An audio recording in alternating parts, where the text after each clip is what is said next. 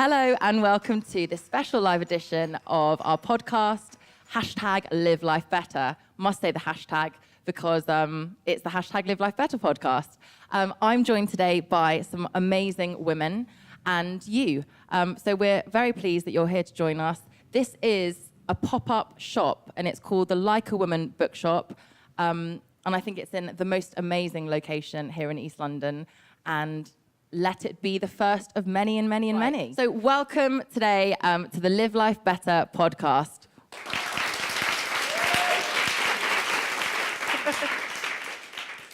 So today is all about you and us and all of us women. We'll be focusing on what good business looks like for a woman in the 21st century. We'll have lots of tips from these guys here. And we'll be asking questions such as, how do you put purpose at the heart of your business? Are feminine traits set to differentiate successful leaders of the future?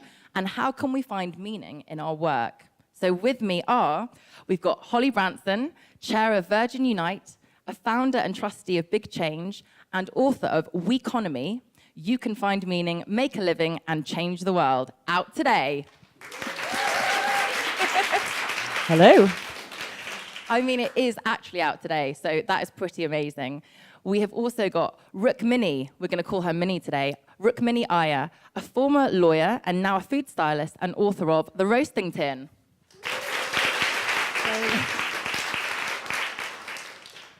Excellent applause.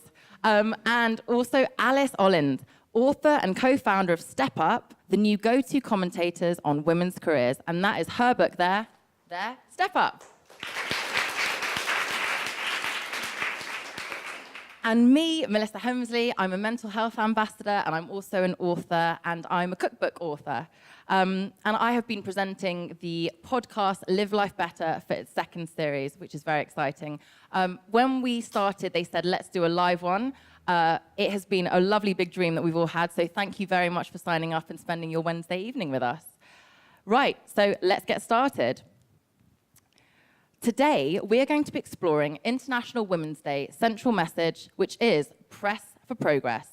It's all about turning the momentum from recent campaigns into impact. So, how do we ensure the cause for change are inclusive and reflect the needs of all women? And what do we think are the benefits for society? And how do we drive change forward this year in 2018? There are many, many questions. There's the chance for you to ask yours right at the end. So don't be shy, because we want to hear from you. So let's meet our guests. Holly, tell us about your book, WEconomy. So the WEconomy is about a way of doing business where both profit and purpose balance each other, as opposed to the more traditional way of doing business, which was solely about making a profit and maximizing shareholder returns. By purpose, we mean that companies need to be doing all that they can, as opposed to the least they can get away with when it comes to all areas of their business. They need to be doing the right thing for their employees and giving them wonderful employee benefits. They need to be doing the right thing for their customers and giving them good consumer choices. They need to be giving back to their local communities. They need to be thinking about their supply chains, and they need to be thinking about the world as a whole. So we feel that all businesses should be thinking about this in every decision they make, and that's what we've been writing about in the book. And I wrote it with two other authors, because we come from three different areas, myself from business, Mark's from social enterprise, and Craig's from charity, and we felt that bringing all those three different perspectives together was really useful, because there's no books out there that are looking at the three perspectives yet. So this is the new business Bible. I would like to say so, yes. And you heard it here first. Yeah, it's for anyone that wants to find meaning, make a living, and change the world. Is that anyone here? Me, hands up. Minnie, tell us about your journey and your new book. Oh, actually, it's out now, The Roasting Tin, but tell us about the new one coming too. I'm a food stylist and a cookbook author, but I used to be a lawyer, which was quite a different sort of job and a different atmosphere altogether. And I sort of realised while I was doing that the only thing I consistently loved, I'd come home in the evening, I would just cook. And eventually I thought, do you know what, I should do this all the time. I shouldn't just be doing my 9 to whenever and not really enjoying it when this is the other thing I love. So I went to cookery school and worked in a restaurant for a bit, and then came down to London, started styling, and eventually pestered people to let them, get them to let me write a cookbook. I love that you said pestered. Oh, of course. I think if anyone's written a book, you know that there is a lot of pestering. It looks like it sort of just lands shiny on the shelves, but you've become an expert at pestering. Alice, tell us about your book and why you think it's so important for women in particular to think about how they fulfill their work and career potential. Well, just to be fair to my partner, Phanella, I did not write my book on my own. I co-authored it with my old friend and now business partner, Phanella Mayall Fine. We wrote this book with a couple of ambitions. One of them was to talk about success and to help women redefine their success. What we feel passionately about is that change has to come from the top and the bottom. So we need to make, society needs to make massive changes, and I think that's one of the reasons we're all here today, and this conversation is getting louder and louder. But another way to force change and work in a more equal society, and also to fulfill ourselves as women, is to work in a way that is true to who we are. So what we say is that we're pushing for equality, but not for sameness. And so our book is all around supporting women specifically to work in a way that is right and natural for them, and not in a way that is trying to mimic the way that men do things. We can borrow from the way that men do things because they do some things brilliantly, and we definitely don't pit men against women. That is not what we do, but we look at how women can forge their careers ahead. I like to think we can borrow tips and then make them better. Yeah, exactly. The most successful person in the office, apparently, is the woman who stays true to her femininity, but who borrows from the more masculine way of doing things. Yeah, strong but soft at the same time. So let's kick off with, by the way, anyone listening to that squeaky sound? Don't worry about it. I've just been, it sounds really loud, but don't worry about it. It's just something squeaky that's fun. And it's not a mouse. And it's not a mouse at all. Don't say the M word, it's not a mouse at all. Okay, so let's talk about where we are right here, right now in 2018. International Women's Day, central message this year is to press for progress. It's all about turning momentum from recent campaigns right into impact. So we're going to talk about what the benefits for society are if we keep up that pressure and drive change forward. I'll start off with you, Holly. How important is gender equality in a healthy and happy business? Well, I think we all know the answer to that one. It is absolutely vital. You need to have a difference of perspectives in all areas of business. And actually it doesn't just revolve around gender. There's so many other areas that we've got to make sure we get the equality right, whether it's race, age, disability. There's just so many different things that we've got to make sure that businesses are looking at, because if we just focus on gender, in 5 years' time, we could look back and realize we've missed a trick. There is so much going on at the moment around gender, which is absolutely fantastic, and we should pull in all the other areas as well. And so it's all about having a diverse room, diverse people making decisions. And so if you can get that equality right, it's absolutely vital. And for people that think they are starting to think and ask the right questions, what is the best thing they could do? Apart from ask questions, is to listen, probably, isn't it? Ask questions, listen. And make action happen. Make action It shouldn't happen. just be talking. It should actually result in action. Yeah, and not a ticking the box thing, which sometimes I feel there's like a ticking the box exercise, and then it's sort of, that's it for the year. Minnie, how do we ensure the calls for change are completely inclusive and reflect the needs of all women out there? I think it's about women, but it's also about opportunity. For example, I mean, we all do such interesting jobs, and none of the things that we do are things that are taught in schools. Whether you've gone to an independent school, whether you've gone to a state school, it's not on the curriculum. You know, starting your own business is not something you're told about. You're not told how to fill in a tax return. You don't get people in to talk who do things other, you know, if you're at my school, we had lawyers in, we had bankers in, you had people come and give you a little one-on-one chats about that, which was great, but it was parent organised. And if you're at a school where you don't have that, and you certainly don't have the sort of diverse interesting range of jobs. I mean, in my field, you know, you've got photographers, art directors, editors. There's so many different people who you come into contact with, and you think, how did you get into this? Because I bet no one ever told you when you were 16 or 17 that you could do this. What did you want to be when you were younger? I wanted to be a vet when I was 11, but then I had a bad science teacher, so that never quite happened. So I just didn't really know what I wanted to do, but I knew I loved English literature and I loved writing, so I think the other thing is also making people realise that you're not stuck in one career. Yeah. I actually trained as a doctor, and that was my passion. That's what I wanted to do. And life took me on a different course. And I think people need to realise it doesn't matter. You shouldn't feel like you failed if you have to change career. And there are so many choices out there now, and I think we really need to shout about the different choices. I actually went to a school in Dubai 3 days ago, and I wanted to be a doctor when I was growing up, really, really badly, really wanted to be a doctor. And I went in and said, you know, I wanted to be a doctor, and now I'm not a doctor, I'm a cookbook author, and you don't have to be a doctor if you don't want to be. And then as I was leaving, I was like, oh, so what does everyone's parents do? They're all doctors. Alice, what did you want to be when you were younger? Well, see, my career has been slightly different because what I've done is haven't necessarily changed, as kind of blended my career. I always loved fashion because I had an amazingly glamorous grandmother, so I just aspired to be like her, and I thought that was the only career I could ever work in. And I also love writing, like you, Minnie. So I became a fashion journalist, and I kind of set myself. In fact, I found this notebook recently that had like my 5-year plan, which was really organised for me when I was 18, I thought, and obviously told where I would end up. And it was to work at a national as a fashion journalist, which I did do through lots of free work, which we can talk about later.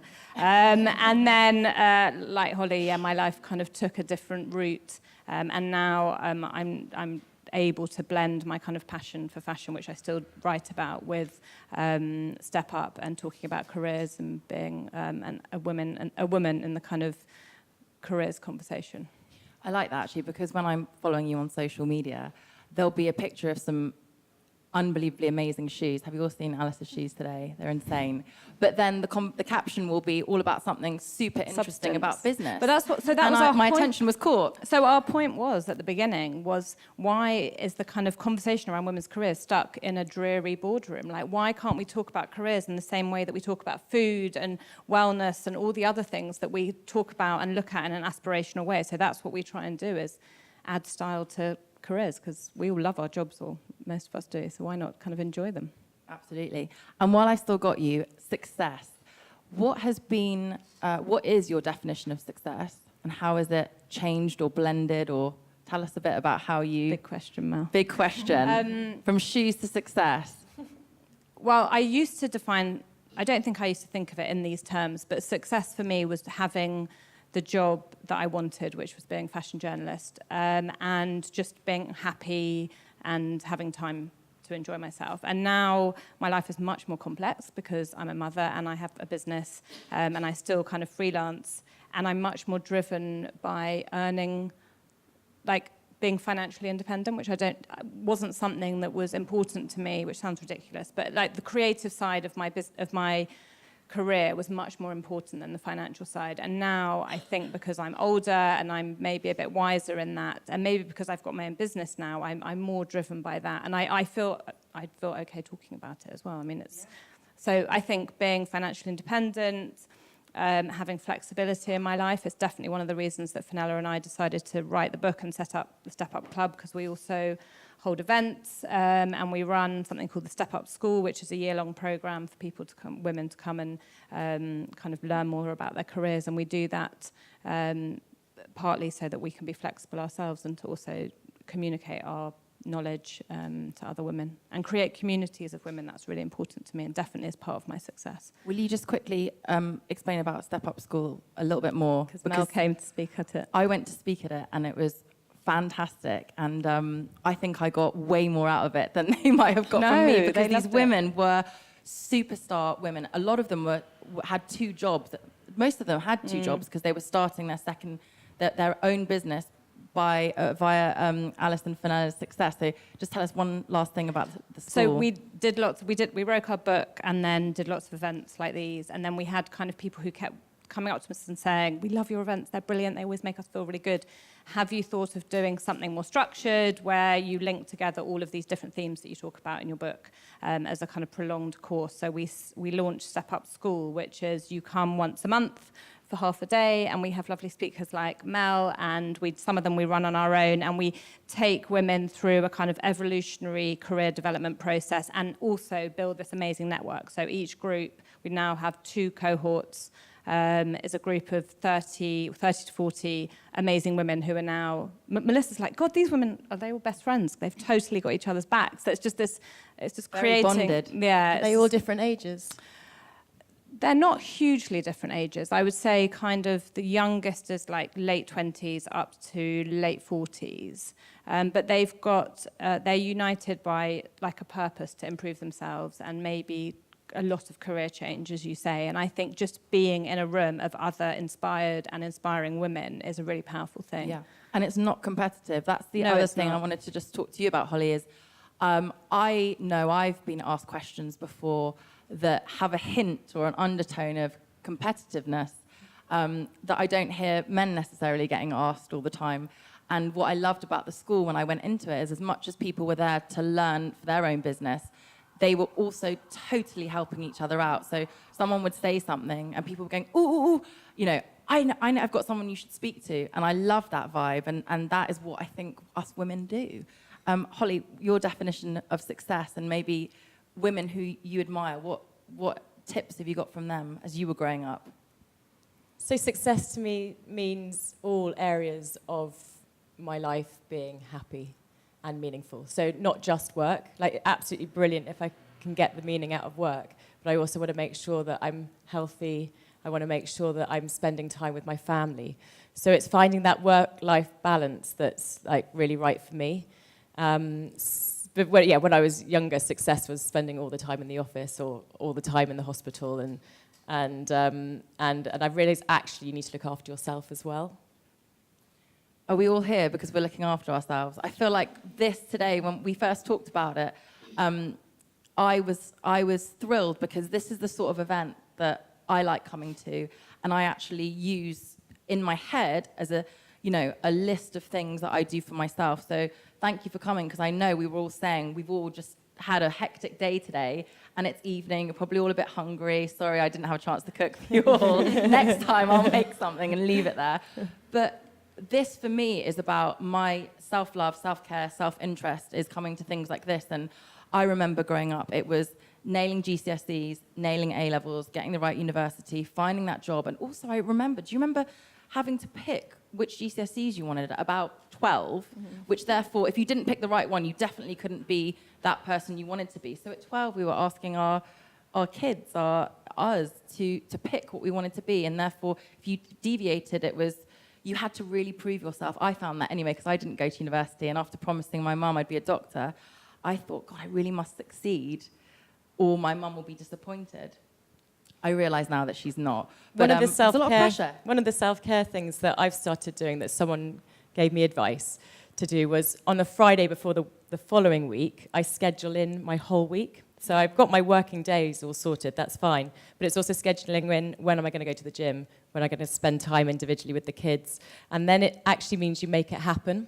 So before that, I would always think, I'd go to the gym on Tuesday. But now I actually put it in the diary, I go to the gym on Tuesday. And it's really helped me. Yeah.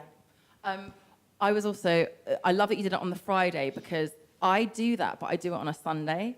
And I think that Friday is actually a much better approach, because then you have the whole weekend to know that you don't need to start thinking about it. And I also think that can really help Sunday blues, can't it? Does anyone get Sunday blues? Yeah? Like the Sunday, you've had your Sunday roast, the good TV doesn't start till 9, but you're like, I should go to bed. That's a really good tip. I know you've got tons of tips like this. Minnie, tell us about your definition of success, because you've told us that you were a lawyer, which is your parents must have loved it, your school must have loved it, and then what happened? Now you're super successful in this. Well, thank you. That's very kind. I think it's just, again, being young and having that idea of what success is. The only way I got through law school was looking at pictures in the Graham and Green catalogue, and I think if I go to Estate agents? No, Graham and Green, Oh. the nice shop that does lovely, a nice yeah. furniture. Yeah, Everyone know that, Graham and Green? It's such a nice catalogue. But I would look at it and think Price starting for a cushion? a lot. Okay. Well, I was young and I didn't have any money. But I thought, if I make it, I'll finish the training contract, start in this beautiful corporate firm, I can afford every single bit of furniture in this catalogue. And really, that is not enough of a motivation. And it wasn't, and I left because nice furniture, while, I'd still love to have some of that stuff, it wasn't enough of a drive to succeed, just wanting stuff. And I've been listening to that podcast, I don't know if any of you know it, The Minimalists at the moment, and I just feel sort of transformed every time I listen to it, just thinking, I really need to reevaluate what's important. Obviously it's lovely that the book's doing well, but actually, I don't need stuff. Spending time with your friends, remembering to call my family, making a nice meal at home that's not for work. Those things are so much more important. Yeah, it's lovely to not cook for work, isn't it? Yeah. Obviously it's great to cook for work, but when you think, it's not going to be in a tin, it's going to be in 6 pounds, it's great. I actually, listening to you there, I'm just wondering if maybe success is actually not needing anything. Is really just being very happy with yourself. But that's quite a fun exercise if you are wondering yourself what is success. Because I kind of, when I'm stressed about something, I think to myself, if it goes well, what does it look like? And if it doesn't go well, what does it look like? And I realize that neither are that scary, and how I would feel with both. So I sort of sit with it. And then I realized that my expectations, I don't know if anyone else here is a Virgo. Anyone? There's always so many Virgos, aren't there? I don't really know anything about other star signs apart from the Virgos. So I am a Virgo. But I tell myself, come on, don't be such a Virgo. I do re-look at things now and pat myself on the back when something good happens, because I think that's really important, taking pride in small pleasures, but also, so much doesn't matter. I think for example, books, right?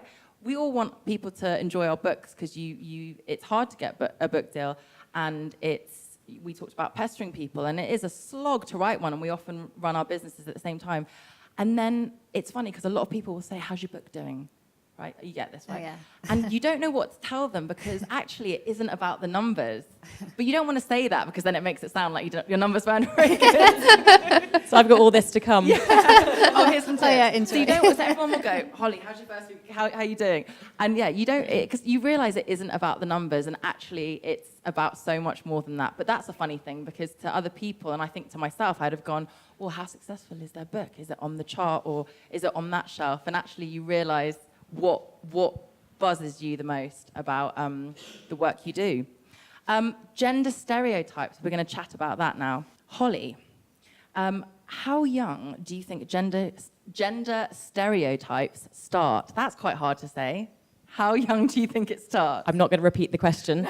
I've got boy-girl twins, so they're 3 years old, and I've seen it from the very beginning. But I actually read a study the other day about gender stereotyping starting in the womb. So if you have babies kicking inside you, a lot of people say, oh, that was a little flutter here or a flutter there, or oh, I just got a little kick. And then they did a study, and once people found out if they were having a boy or a girl, suddenly they're saying, oh, that was a big, aggressive kick, the boys. Yeah. And so it is starting as early as in the womb.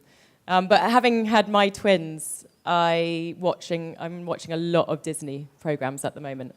And there's a lot of princesses in castles and being rescued by princes. And I just really feel for them, the kids, because the princesses are normally the meeker one, and the prince goes and does the rescuing. Pre-frozen. But not many princesses ask for a pay rise. No. Or not many princesses go in and demand what they want. And the princes are the ones that are going in and doing that. And I think it's so important that I think Disney is catching up now. We've got Brave, which is doing, Brave is a great one with a strong female lead in Moana. And I think as long as we can make sure that our kids are watching it, they're so impressionable at that age, really young ages, and we need to start making a difference at that then. So Disney's paving the way, and good books, right? And good books. You had a great example earlier about books. Good night stories for rebel girls. I've got 2 daughters who are 4 and 6, and they're actually, happily, they're not very princessy, which is good, considering what their mum does. And but now that they're old enough to kind of listen to stories of amazing women, I constantly read them stories about amazing women. So we got through that book, which is 100 Amazing Women, which is actually a brilliant read if you've got daughters or not. The new one's coming out soon. And then we've got another set of books called Big Dreams for Little Women, or the other way around. And it's stories of Amelia Earhart and Coco Chanel and all of those amazing women. And then one of my daughters turned around to me and said, "Mummy, why don't you read me books on amazing men?" And I thought, oh my goodness, I'm pushing them too far one way. And then I actually saw in Waterstones, funnily enough, that they have like some books similar that have been riffing off the same now for amazing men, so I've got to buy some of those. But I think it's like what Holly said is true. And also the way, there have been studies about how, as mothers, the way that we hold our daughters and sons is very different. So same as the kicking, you kind of are much more protective of your daughters. And, I try and urge my daughters to go out and get muddy and do those types of things. But I think it doesn't come as naturally as I can imagine having a son and kicking him out into the garden and saying, "Go and find worms." So... We were talking earlier about whether it's innate or whether it's nature nurture. I do think partly it is innate, and I think we are different. Men and women aren't exactly the same, and I think we're born differently, and obviously we're absorbed into a culture where it's exaggerated upon. But men and women are different beings, and we should celebrate ourselves as women as unique and men as unique too. My daughter and son this weekend in the snow, my husband decided to take a sledge and tie it behind a car and get them to be dragged behind it. And my son went off and he was having a whale of a time. And just getting my daughter out the house was difficult in the snow. And I was like, "Go on, darling." I was trying to be so go on, you should go and do this too. And she absolutely had no interest whatsoever. So sometimes you just can't force kids into different things. And they are just who they are. But it doesn't necessarily mean, I think, that boys do this and girls do that. Children are just different. Minnie, your thoughts on self-confidence, gender equality? I guess the confidence thing is sort of, it applies if you're in a freelance situation or your own business, or particularly in a big office. If I think about my confidence levels when I worked in a law firm and how easily they could be squashed by that certain sort of male partner, he sort of looks down his nose at you, and you're just like, you wouldn't treat a boy trainee like this. And you see that sort of person who won't be kicked out because that's how they treat everyone, but they're very high up, they're a rainmaker. And I think that can erode people's confidence to be, as a woman, it can just make you think like, oh, do you know what, I'm not actually worth as much. As a freelancer, obviously confidence is just linked to yourself. You think, oh, if I mess up this job, no one else is going to ever employ me again, and that sort of thing. But I guess that's something to work on personally, but there's no one actually making you feel like that, which can happen in sort of toxic workplaces. Alice, what advice do you give if people are working in an office? Because I don't work in an office. What should people do if they're struggling, there's someone or something bothering them, and they don't have a sort of mentee program, or what should they do? Struggling because of gender inequality? Yeah. Well, I think, the kind of practical advice is go to your line manager and and be as vocal as you can about it, and speak to somebody who's maybe in a position of power who can help you. I think also in terms of confidence, it's having that confidence, depending on what, look, you can be the first rung on the ladder and a woman, but you still have something unique that other people don't have. And I think it's kind of honing in on that and using that to your advantage. And so if you're being discriminated against for something else, is to counteract that with what you do have. And, you know, you can't, everyone has to start at the beginning. It's like learner drivers, everyone has to be a learner driver. But it's not taking it, sitting down and being as vocal as possible. And maybe if there's a women's network at your work or getting advice from outside, you know, we talk a lot about mentors and sponsors, and that you don't, I mean, the idea about mentoring isn't you don't have this one person that you just phone up one day and say, will you be my mentor? Rather, we need a kind of board, our own board of advisors that includes all different types of advice, and it's probably speaking to the person, and whether that's your mum's uncle or whether that is somebody in the business, you know, whoever it is seeking advice, and being strong enough to have your voice heard, which isn't easy, but definitely will have a better outcome than the alternative. On the subject of mentors, I'm just giggling because Alice and I have talked about this before. I've got mentors and they don't even know they're my mentors, but in my head I'm like, they're my mentors. And you know how people would say, what would Jesus do? I think about what they would do. So say one of them's called, I don't know, Beyonce. Beyonce's not my mentor. But I'd be like, what would role model Beyonce do? Or, I need a name, Posey. What would Posey do? And I think I physically sit there and I close my eyes and I think about what they would do. And another thing I love is, you know, shows like Desert Island Discs, for example. I'll often have them on in the background when I'm troubleshooting something. And often when you hear super strong stories of people overcoming, you know, as they talk about in Desert Island Discs, it might not be a business issue. It could be being terribly sick or losing someone. It is amazing how when you start to really realize that everybody goes through it and that we all self-doubt constantly, and that actually listening to other people's stories can really strengthen us, even if they're nothing to do with what we're worrying about. And something that I do myself actually is, apart from that list that I shall now do on a Friday, is I pep talk myself, especially on like really rubbish days. And I pep talk myself. I make a cup of tea. These are all obvious ones. And sometimes I will just go, and even if it's freezing cold outside, open a window and sort of shove my face out there. And it is amazing how invigorating that can be, because sometimes I feel like a laptop can be such a prison, whether it's emails or presentations on there, or, you know, again, I don't work in an office, but just for those of you that do work in an office, that must feel very intense, constantly being in someone else's walls. Anyway, enough about me. Your top tips for when you're feeling, you know, like you've got some self-doubt, or you're feeling a bit confidence crushed, or something goes wrong at work. What do you do as yourself? Apart from your Friday list. I'm not sure if there's something that you would recommend, Alice, but for me, I fake it. I like internally recommend it. Good, because it's something Confirmed, faking it. I do, and it was actually something that I really started doing when I came back from maternity leave. My confidence was rock bottom after maternity leave, and I'm in a family business. And Did you expect it to be? No, I really didn't. And even going into meetings, when you have to go around the room and say your name and what you do, I was petrified. And I used to do stuff like this beforehand. I used to talk in front of people, and I was absolutely petrified, and internally I'd be shaking, but I was like, oh, just fake it. And I don't think anyone noticed that I was petrified. And it worked, and I really did just... I'd be confident, and I'd fake it, and it made me feel so much better. And I still do it now. I was faking it earlier when I came on.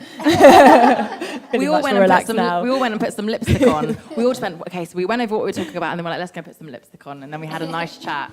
True. And Minnie, what's your, again, I totally hear you on the whole freelancing thing, bring out a cookbook. Well, I'm definitely going to try the faking it, because every job I go to, if you're styling, you go to a new studio, sometimes it's a photographer you don't know, and I just turn up and think, this is going to be, like, it's going to go so terribly.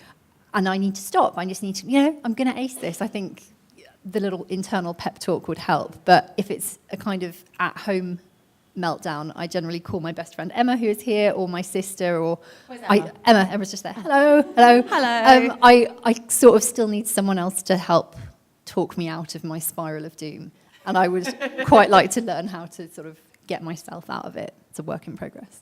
Oh, Alice, tell us a few more then while we've got you. Would we all like to hear a few more? Yeah. Please do. Well, and the one that I'm thinking is a bit of a slower burn, so it's not like the one you turn to when things... I think that's what Holly said, faking it is the one to turn to when you're in the moment, because confidence is so much about how other people perceive you. And if you can fake it, then that's great. And we do it all the time. I think there's a great exercise we have in our book, and it's all about holding on to the positivity around you. So as human beings, especially as women, we tend to focus on all the negatives. So, you know, all the positives that happen to you today are probably less secure in your mind than all the things that have gone wrong. And what happens then is that it's much easier to talk ourselves down. So that voice inside our head, that mental ticker tape we talk about a lot, ends up being really negative, like, I can't do it, and, you know, why did I make that mistake, and what did those people think about me?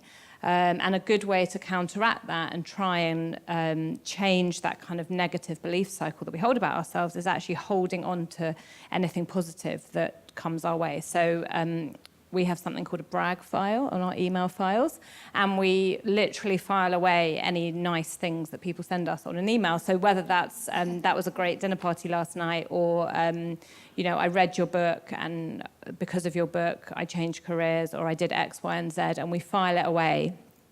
Actually, Phanella files that away because she's very digital and technical and organised. And I write it longhand in a notebook because I'm really old-fashioned and I'm basically still a journalist.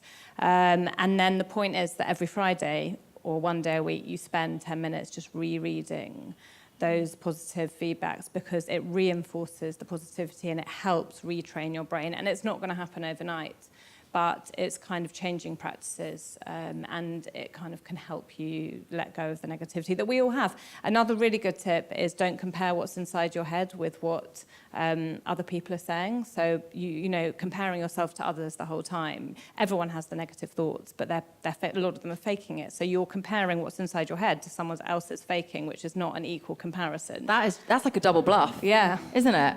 But it's so true, because everyone gets inside their head, and then you think, oh my God, I feel like this, and she's doing that, and that is amazing. So sticking to your own definition of success, I would say, as well. So not comparing yourselves to other women, which is obviously toxic, and we all do it. Let's talk a bit more about comparison, because my next question was going to be, how can we, even if we're not official mentors, how can we be inspiring for the younger generation? Or so I think lots of us, I can see that everyone's pretty engaged here, and you've obviously signed up to come here. So what about people that we may know, or younger sisters, or other people's sisters? I mean, I have, like, there's about 10 of my sister's older. There's about 10 of her friends who I was just desperate and trailed around after, constantly sort of, like, you know, picking up tips from them. They were all absolutely amazing before social media existed and you could just follow what they were doing. I'd always be like, I sound like such a creep, but I'd be like listening to things they said, and I'd be like, wow, she's amazing, and she's so confident at this, and she's super athletic. And I mean, I had all these people and I could see them in their realness. And now with social media, everybody looks absolutely fantastic at all times. Everybody's eyebrows look insane all the time. I mean, people are reading so many books. I mean, sometimes even because I read books for a living as well, sometimes I think to myself, I don't even have time to read books. And I even compare myself to myself from last year. Is that another double bluff? or, you know, it's just too much. What message can we send to younger women, or maybe women that you work with? How can we show them that it is okay to have niggles of doubt, but that ultimately they should follow or try to find this definition of success and stick with it? What do you say to them? Do you tell them that you fake it?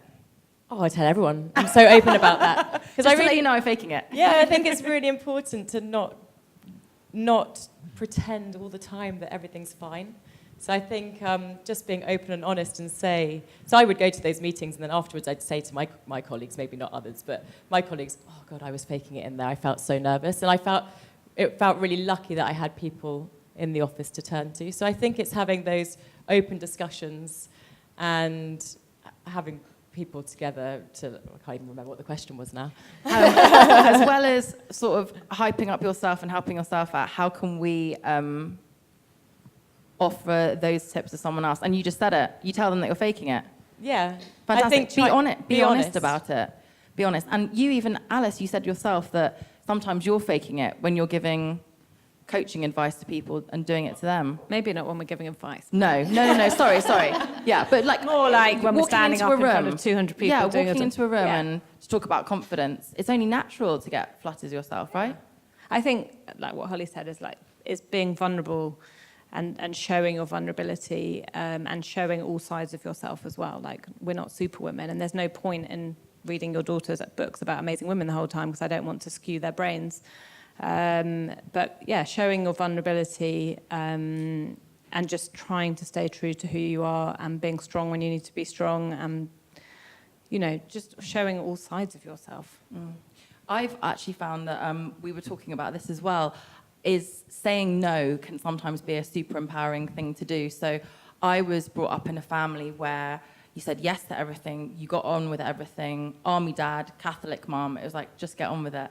And it took me a long time, and I'm still learning how to say no thank you, or not really overcompensate when I don't want to do something, and then actually carry that guilt. So, you know, like, say you've got to do something, or you said you'll do something, and then you say yes, and then you go, no, I'm a strong, independent woman, I'm going to say no, and then you say no, but then you think about how bad you feel and the guilt. And again, that talking to myself, and I try and talk to myself gently as a friend. That's why I was interested to see what you would advise other people, because sometimes the advice you'd give someone else is not the advice we're giving ourselves. So I try and almost mentally compose a WhatsApp. I mean, I talk to myself a lot, you're probably gathering. But, you know, as I say, I don't work in an office. So often you don't have that person to go on a lunch break with and chat about, you know, oh, it's all going a bit wrong today, or I'm really worried about that presentation next week. So I try and talk to myself as if I was talking to someone I loved. And it's amazing how that can Also, trying to accept that there are highs and lows in every day and every week, and that failure doesn't mean the end of the road, but it just means a learning process where you're going to get somewhere further. And as painful as it is when things go wrong, kind of reminding yourself and self-talking, like you're saying, Mel, that actually, you know, I'm going to look back at this and think this is a moment of change, or this is a process I need to go through, and things aren't always perfect. And you've got to tell younger girls that things are going to be hard. They might go into careers they don't want to go into. They're going to probably come across discrimination, but not just girls, boys as well. I mean, boys have other struggles that we're not talking about tonight. We could do an equally interesting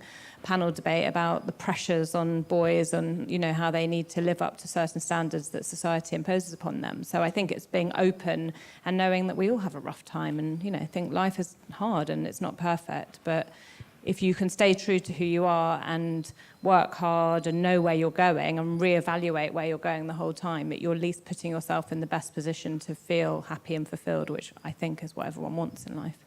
It was actually when I was 18 years old and I was taking my driving test. And I rang my dad so excited afterwards to tell him that I passed. And he went, oh. And I was like, oh, I've passed my driving test. He was like, I really wanted you to fail. School for me was always quite easy. I passed my GCSEs. I knew I wanted to be a doctor. I knew how hard I had to work. I managed to pass my A-levels. And he was like, failure is such an important thing to have in life. And actually now, as I got into an adult and I have failed at things have become difficult for me in areas of my life. I understand now why he wanted it. It would have been easier if I'd had my first failure at much younger, and you get used to it. And I can see why it is good for you to go through that. That's so funny. Did you mishear me? I passed. I was a bit shocked. And he actually then passed the phone to my mum and said, Holly's failed her test. And I was like, I haven't. On that subject, actually, Minnie, tell us more, because I'm just so intrigued. When you went from being a lawyer to being an amazing stylist and then having one book and now coming up to two, what worries did you have? And which things were you willing to be comfortable with feeling awkward? And which bits were you like, this is what I'm going to prioritize now, so I'm going to write this book, but it's okay if I'm not earning the money that I was, or if I have to work 10 hours more a day? How did you sort of come to terms with the complete change from being a lawyer and having that goal that you dreamed of, and then going, I'm going to start again? Or start a new adventure? Which way did you look at it? Start again or start? I mean, it's kind of interesting with the what we're talking about with the failure. Like, the bit of that sort of like quite neat narrative is that I I had this amazingly good training contract with a big city firm, and I mucked it up due to all that cooking. Like, I mucked up one exam, like, failed by 2 marks, and they hauled me in, and they were like, this isn't the standard that we expect. So they paid for all of my training, but I wasn't going to go there, and it's just down the road. Anyone from the office?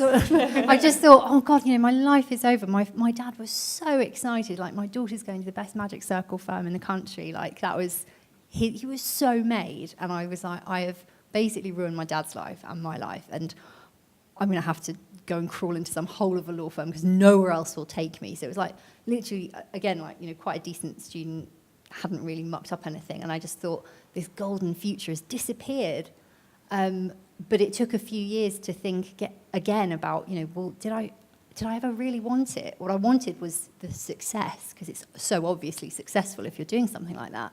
But I never wanted it because I enjoyed law.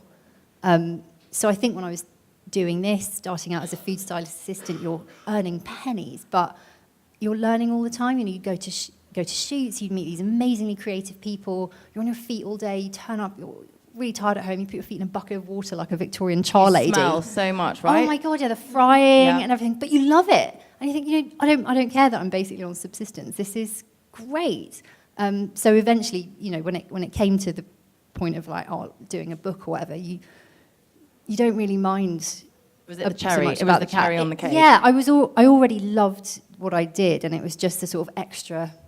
I'll just do this as well. And I'm sure I still took loads of styling jobs when I should have been writing that. So it was just finally when you do what you want to do. And if it hadn't felt right, would you have gone on to the next thing?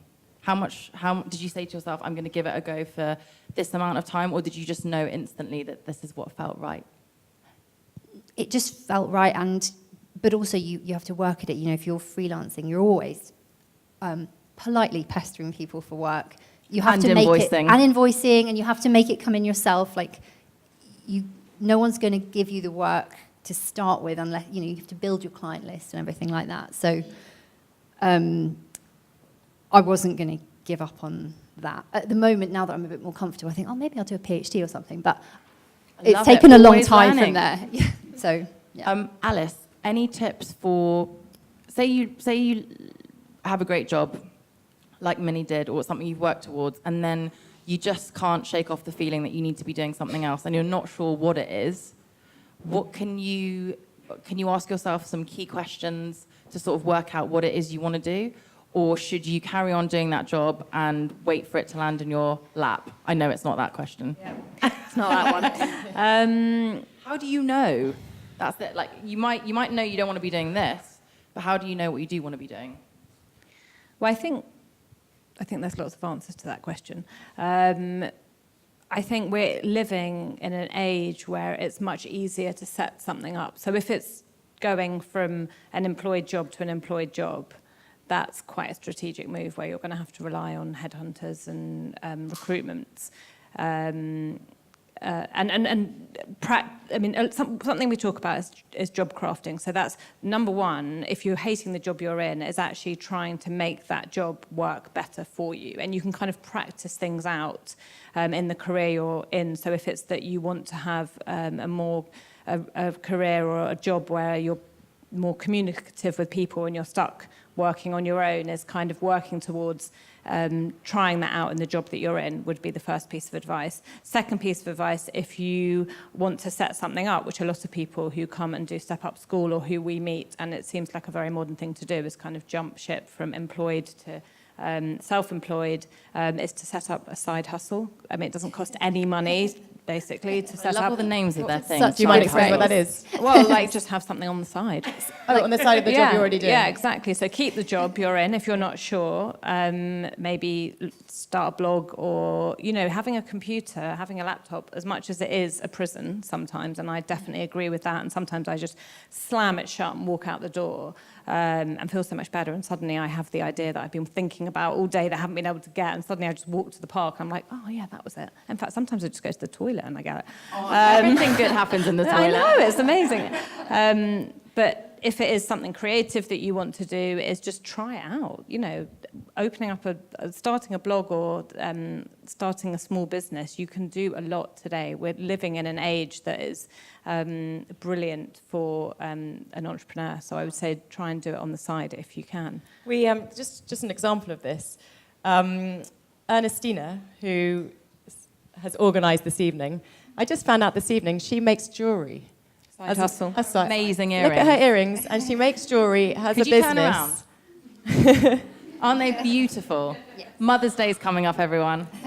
Yeah, makes jewellery, has a business, and has a full-time job, but I'm sure gives you wonderful satisfaction, and they're beautiful. Does anyone here have a side hustle? Oh, here they go. Two. Anyone else? Anyone going to start a side hustle? Yeah, I want just to call it a side hustle. I want to start something. Just say you're doing it because it sounds fantastic. Oh, that's very interesting. So this is what stages are you in? Sorry, this is not the mic bit, but I'm making it the mic bit. Oh, God. Well, I work in corporate, but I'm also a yoga teacher on the side. Amazing. It's just kind of like a small thing. Like I do it once a week. It's really nice. But it's not like a huge... Yeah, I'm thinking about maybe turning it into a bigger business and then maybe phasing out the corporate, but I'm still enjoying corporate, so I kind of want to keep doing that until I'm done. Amazing. Where's your yoga? Just for reference. South London, around Brixton, if anyone wants to go. Thank you very much. Very interesting. Okay, we're almost actually coming to the bit where you can ask the lovely ladies anything you'd like. But a few last points. So your book, WEconomy, out today. Tell us a little bit about, actually, why you wanted to write it. Just a few more bits about why you wanted to write it, and where we should start in your book. Where we start in your book? This is a cat question. Do you always get asked this? Because people always say, do I read a book from front to back? And if you've got a side hustle, or if you don't have any time, you never get a chance to read a book all the way through, right? So sometimes I actually flick through a book and just pick a spot. But is there a particular bit that you're really proud of that someone should take a look at straight away? Actually, this book might be slightly different. I do think it needs to be read from the start to the end. I actually hadn't realised that. Does everyone actually do that? Because the beginning explains the three authors, and so we've each got a chapter about our personal lives, and I think you then understand about the people writing the book. So it's quite important to sort of get a feel for each chapter's written by different authors, and so if you know who we are before you start reading it, I think it would be beneficial.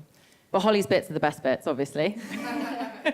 Once you've read the beginning, you could flick to all my chapters. That's what we're going to be doing. Okay, should we do questions now? Is now about a good time? Okay, would you like to ask some? Have there been any hands so far? No? No one? Okay, tell us about your side hustle then. Oh, we've got a mic coming. We've got a mic coming so everyone can hear you. We're going to talk about side hustles until people ask questions, because I'm fascinated to hear what everyone actually does and what they also do on the side. So my side hustle is a social business called Secret Projects, and we empower women in India through the making and selling of foldable, useful, purposeful and charming products. And I've been working 3 jobs for about 8 years, and on the 1st of March I went down to 1 job, which is Secret Projects. So give me a round of applause. Yay! So you had a double side hustle. Yeah, I had a double one.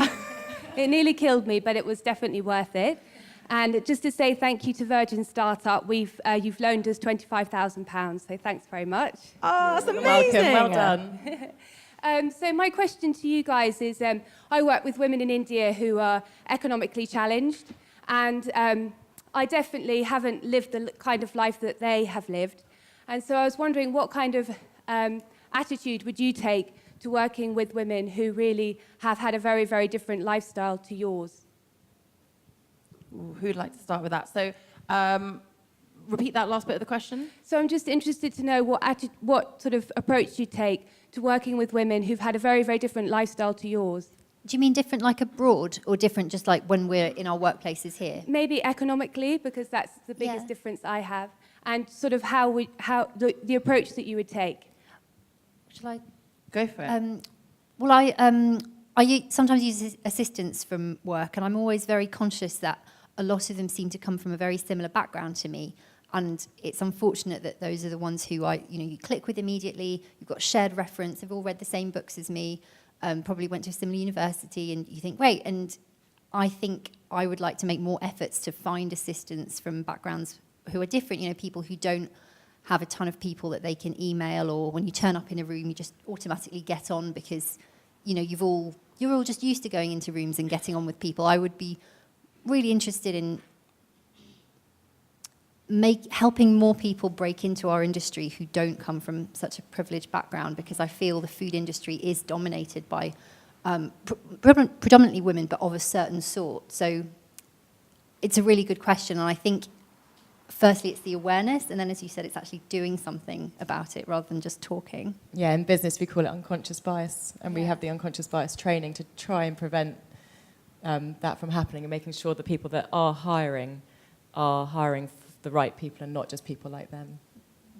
I think relying on your kind of natural empathy as a woman, I think self-awareness, like you said, I think it's something that women are brilliant at and that maybe isn't celebrated in the corporate world. And if you have found yourself working, brilliant, doing something so meaningful and with purpose, I wouldn't actually focus on it, because I bet you're absolutely amazing with these women in India, because it's something that's passionate and that comes from within. You've worked so hard to get there, and I'm sure just you are brilliant with them, and it's just trusting your own kind of empathy and being self-aware, which I'm sure you are, of their different circumstances. And they're probably learning from you and kind of taking what you have to them, as well as learning from them, and not worrying about it, because I'm sure you're brilliant. Tell us the name again so we can look you up. So it's secretprojects.org, so check it out. Secret Projects. Someone you appreciate for tomorrow, International Women's Day. Ooh, wonderful. Love it. And hello. So a lot of the chat at the moment. She doesn't need a mic. Good voice. A lot of the chat at the moment about gender equality is all led by women, which is brilliant. But I just wondered what you feel kind of men's role is in that conversation, and what they can do to be part of that, striving for a more equal society. Holly, would you like that one? Yeah, so the male role is so important, and it's because, sadly, men are normally at the top of the businesses at the moment. And so they really have to take this by the horns and be the ones driving the change. And there's so much that they can do, whether it be mentoring. I don't know whether you find this, but traditionally, women in senior positions, when it comes to mentorship, end up being mentored with women. And actually, I think that the senior men should be mentored with women, and to try to pull them up the ladder. Something else that I think is really important is that men need to be promoting and supporting more women. So if they're going off to do panels, say like this, apart from this is a women's panel on International Women's Day, but if they're going off to do panels and everyone else on the panel is a white male, they should say, do you know what, I'm not going to come unless it's more diverse. That's a great one. I saw that on Twitter recently, like give up your place for someone else. Yeah, and actually if more and more men do that, then it's going to become the norm, and it's going to get, it's going to become easier, I think, for women to progress. Make the change, ask the questions, say what you want. I think that's the big thing that we're talking about today. Will you tell us your side hustle as well? Was it you that said you had a side hustle? Yeah. Just love that term. Me too. Yeah, it's really cool. So by day, I'm a PhD law student, but by night, well, by night and weekends, I write teenage mystery novels, and I had one come out last year. That's brilliant. Congratulations. Female author. A penguin one. Actually. Is it here? No. Why is it not here? I don't know. The shop's still open tomorrow, so let's get it in. Can we get it in for tomorrow? What are your books called? It's called The Lives of Desperate Girls. The Lives of Desperate Girls. Oh Yeah. my gosh. So tell us, how did you find the time to do that? I had to move home. I studied law in the UK, and then I moved back to my hometown and to study for law conversion exams. And I was just so unhappy. I'd gone from living in London to living in my teenage bedroom. And I think I just channeled all of that frustration into writing a novel at night. Yeah. That is amazing. Yeah. Brilliant. But I actually had a question. Yeah, well, I loved it. Let's stock that book, shall we? Thank you. How do you get that right balance between being sort of authentic, but also being sort of taken seriously? Like, I was recently at a dinner party with a serious academic advisor, and I made a comment about how I watch reality TV when I'm tired. And he made a joke about how, you shouldn't admit that. That's embarrassing. No one should know that. How do you get that balance right, where you want to be open to other people, but you don't want to be belittled or taken less seriously? Ooh, interesting. Was it a work dinner party type thing, or was there? It was kind of that middle ground. It was like that getting to know you. Don't get too drunk type, because There's a finite amount of wine you're allowed to drink, kind of thing. You're looking at me, Mel. That is an interesting one, actually, it's a hard because one. I say I'm probably sometimes too honest, and I would, someone that said something like that, I probably would sort of. I think you can take your cues from other people who are working around you. So maybe look one rung up if you're in a very kind of structured hierarchy, and see how they present themselves, and save your wine drinking for the social evenings, because there will be. And maybe I would kind of reference other people around you. We talk a lot about work style, which we haven't talked about today, which is an important part of confidence and brand building and stuff. And what we say about style at work, which applies to what you're saying, is that kind of look at the other women around you and who you aspire to, and take cues from them, so that you kind of hit the right tone as well. I would look around. I would also say, that's an interesting one, because to you, that's a unique part. Well, not that unique, because we all love reality TV, but that's a part of your personality. And I bet he's got some things that you would find, bizarre. I also think the undertone to that is much more telling. I mean, his undertone. Well, the undertone of the conversation is man in power belittles young woman who's kind of starting to rise up in her career. So I think the advice is kind of just take your cues, but also maybe don't accept that if you feel bold enough, because it's allowing those conversations, and it is a massive responsibility to turn around, but it's allowing those conversations that continue the problem that we're in, and allowing that man to speak to you in that way and make judgments on you that are kind of ill thought out and just plain wrong. I mean, we all have weaknesses, and that's part of who we are. Not that reality TV is a weakness, obviously, but guilty pleasures. Yeah, exactly. How did you react? Did it sort of? Oh. I tried to intellectualize it. I was like, well, Nice no, I'm me. just really interested in the relationships, and I'm just, human beings. It's really just a sociology thing. You're good. Brilliant. You're good. Brilliant. Love it. Thank you.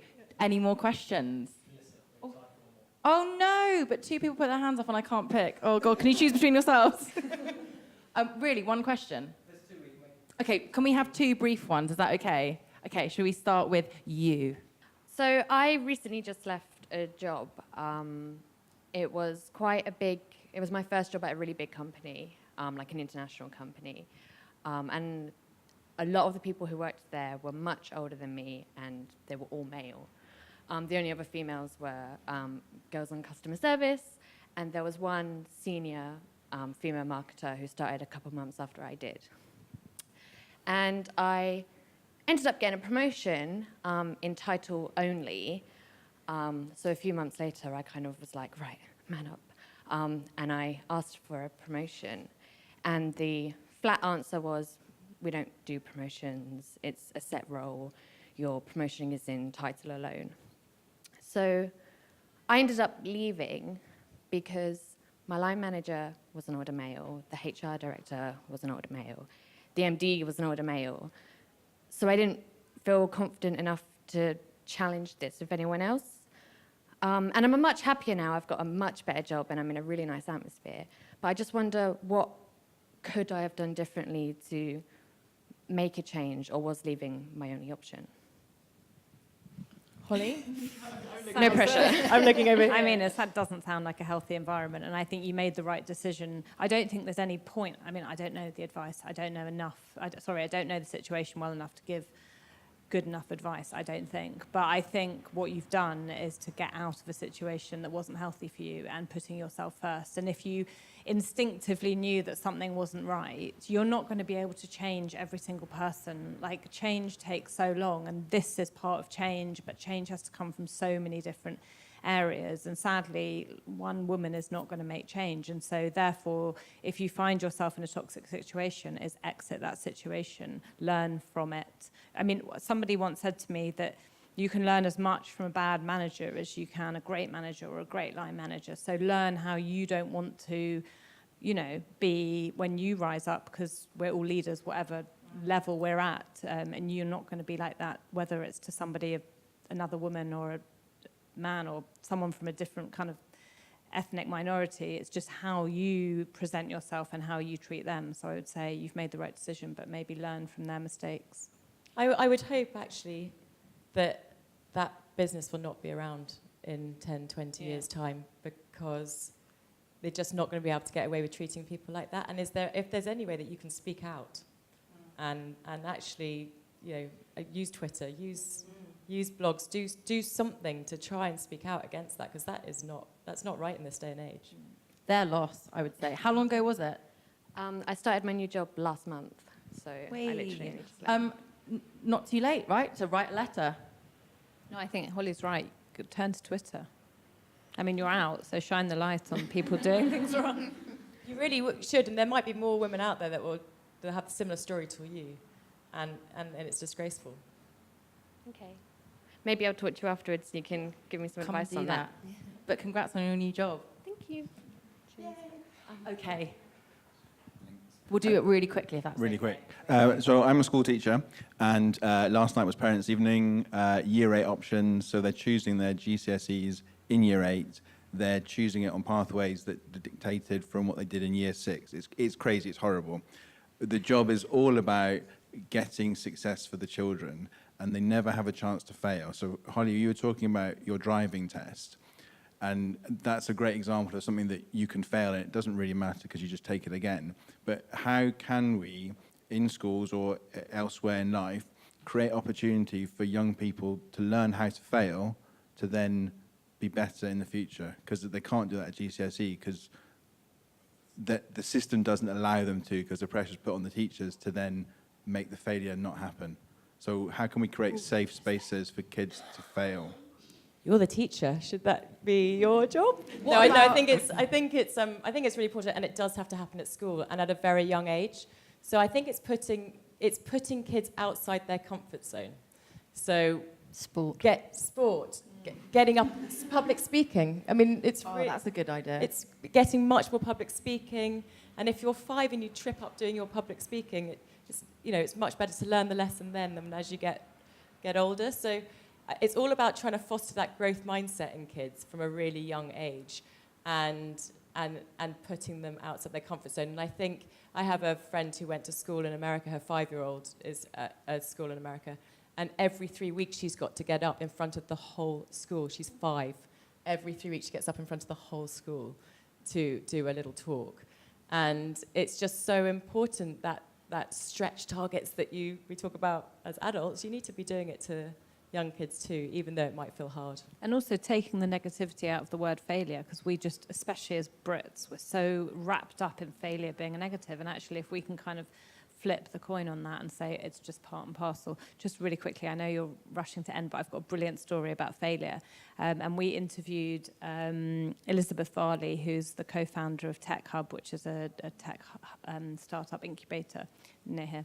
And every month they have a failure funeral where one of the companies has to stand up and they literally have a congregation and a pastor and they bury this failure and they have to all kind of act as if it's a funeral, which sounds ridiculous, but I think is brilliant because they just make failure part of every day. And obviously, tech companies are so used to failing. I mean, every app's had so many updates.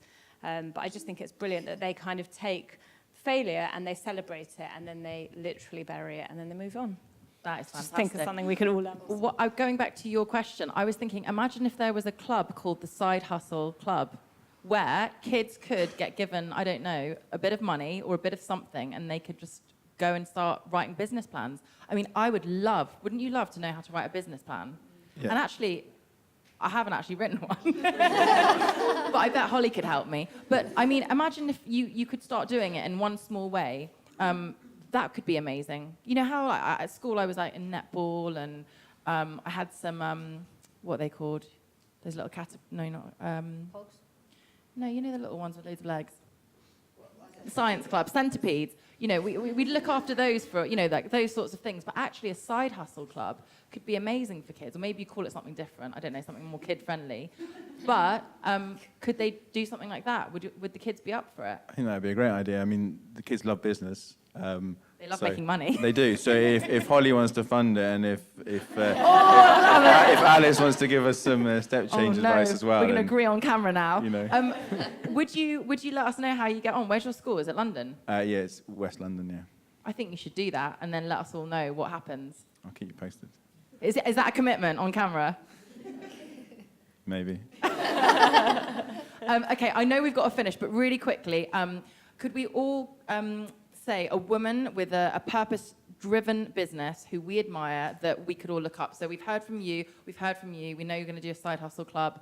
Tell us one woman that you admire that we could all look up. Charmadine Reed from War Nails. I love her. Good choice. And tell us why. Why do you love her?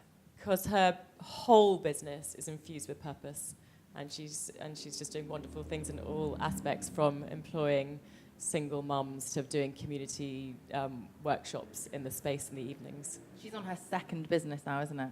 Or a multiple. Amazing. Charmadine Reed. Minnie.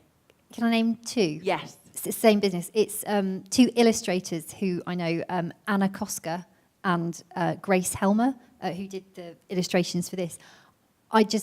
As a kid, I never knew you could make a living being an artist. And they're both on Instagram. You can look them up. And their work is beautiful. And it just makes the kind of 6-year-old me so happy that these women are making a living doing this beautiful art. It's going into, they illustrate for loads of things, for books. And I just love following them. And I find them really inspirational. Amazing. Mine is not a businesswoman, she's a sportswoman, because I love sport. It's Kate Richardson Walsh, who's she was the captain of the British women's hockey team, Team GB, who won gold in Rio. And she is married to one of the other team members, Helen. And they are they're just brilliant sportswomen. And now they've both retired and they do a lot of public speaking. But they work tirelessly to change the conversation around LGBTQ plus in sport, which is still such a taboo, and they're just two amazing women, and I love them. We've been on panels with them, and I just think they're totally inspirational. Amazing. And my quick one would be, and I found this really tough, but she's called Britta Schmidt, and she runs Women for Women, and if you wanted to, I don't know, if you were thinking about buying your mum a gift, one, you should definitely buy a book. But two, you could also do something which is sponsor a sister that Women for Women run. So it's not very much money, and you pay it every month, and you get paired with a woman, and you get to learn her story, and you can write to her if you want, and if you don't have the time, but you would like to support her, you can, but you get the stories back from where your money goes, and it is so rewarding and brilliant. So Britta's great. But now is the end. We will all be sticking around for a little bit if you want to come and say hello or ask more questions. Everybody's books are available to buy here, so I'll run through them again. We have got Holly Branson's WEconomy. You can find meaning, make a living, and change the world. And it is out today, which I'm so happy for you. Rook Mini Ayers, the roasting tin is out now, and the green roasting tin is out in July. You're going to be busy. So exciting. And Alice and Phanella's Step Up, Confidence, Success, and Your Stellar Career in 10 minutes a day. I love that. Also, we didn't mention that, 10 minutes a day, super important. We talked about that time for ourselves. Do it on the loo, do it on the tube. We've all got 10 minutes for that. And as always, and my book, sorry. My book's called Eat Happy, and it's a cookbook. But there's stories woven within. And as always, you can find more about the authors on this show, #Live.Life.Better, over at virgin.com. And we have tons more motivational podcasts and tips. We always love a tip. We'd really like to hear how this show has inspired you to live life better.